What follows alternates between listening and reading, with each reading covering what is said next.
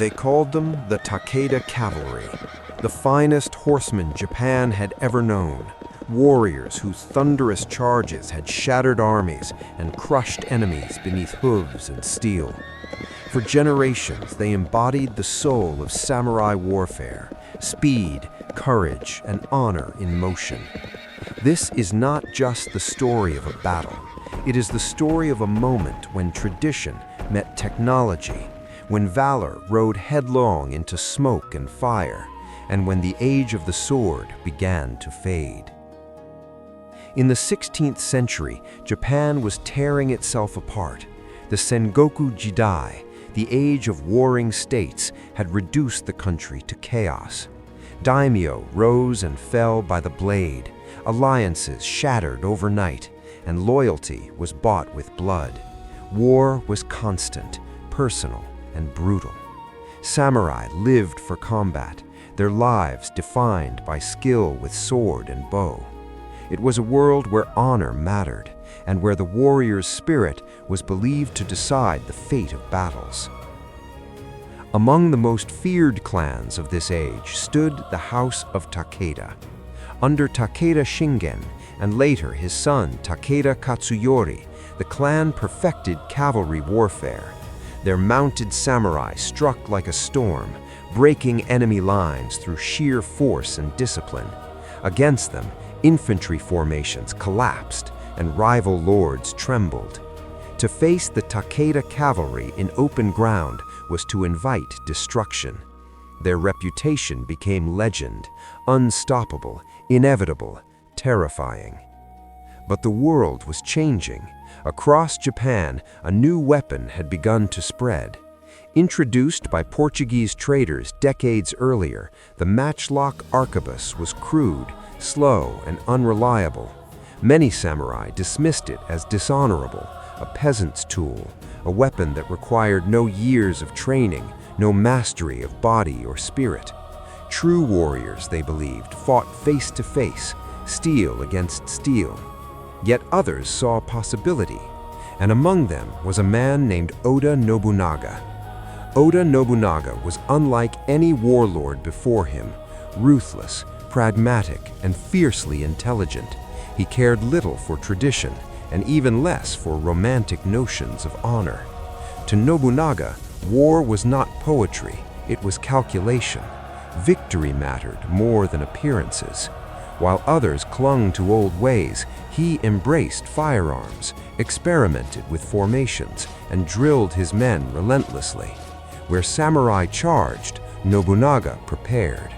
And in 1575, preparation would meet legend. The clash came at Nagashino. Takeda Katsuyori, eager to prove himself, marched against the Tokugawa stronghold of Nagashino Castle, a key position guarding the Tokugawa heartland. Believing speed and shock would win the day, he advanced confidently.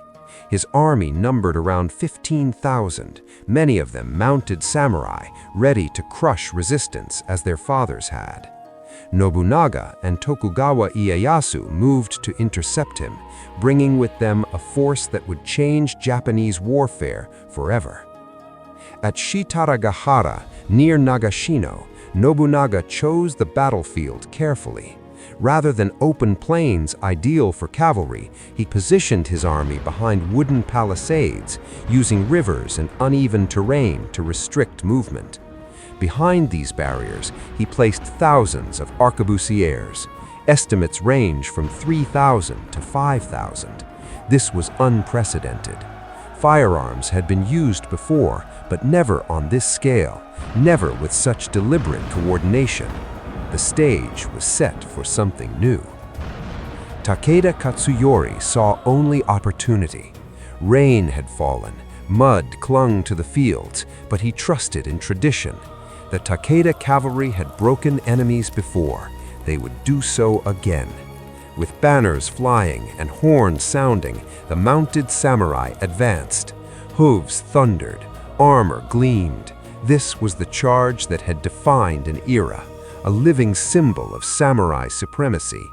To Katsuyori, the enemy's wooden fences were nothing more than obstacles to be smashed.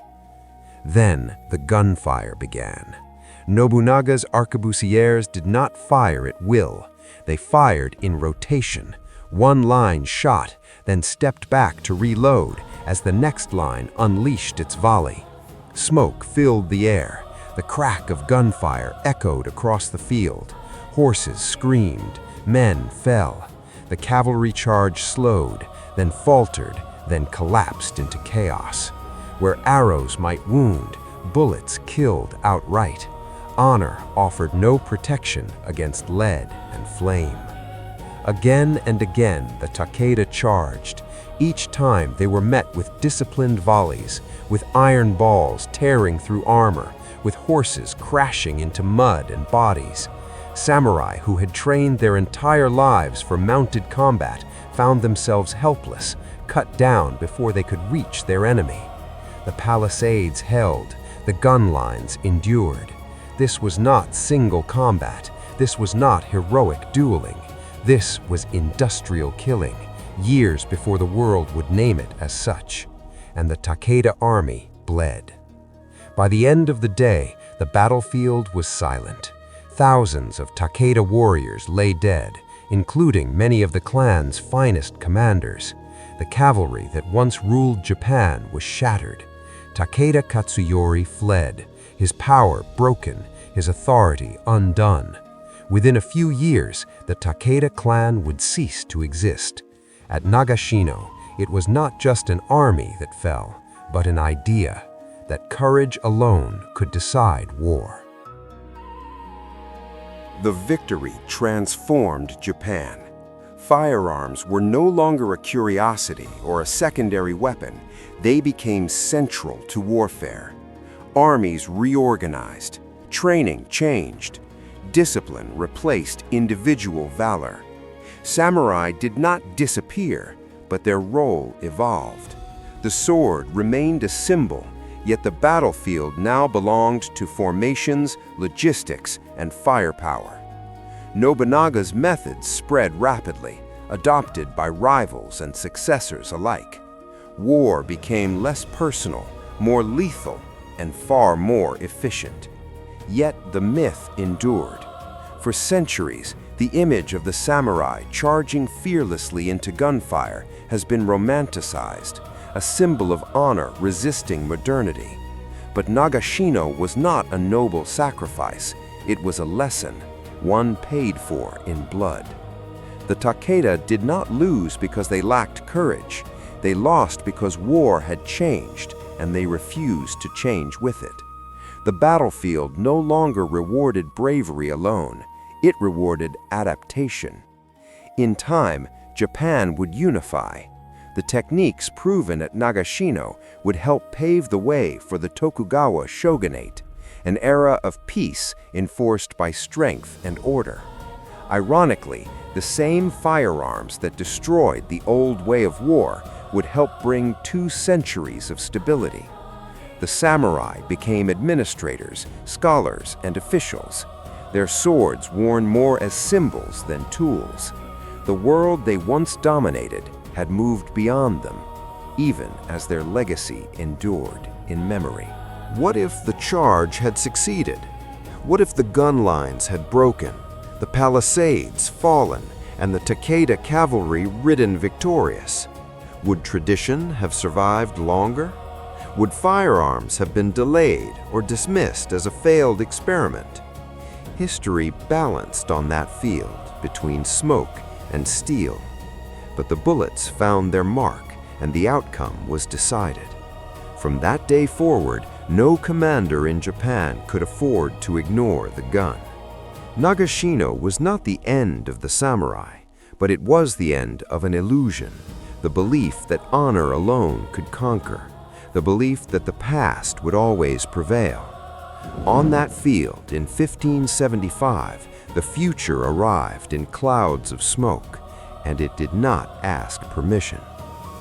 Steel charged forward, but fire answered, and fire won. Thanks for watching. Like and subscribe for more Japanese history. Your support helps bring these turning points of the past to life.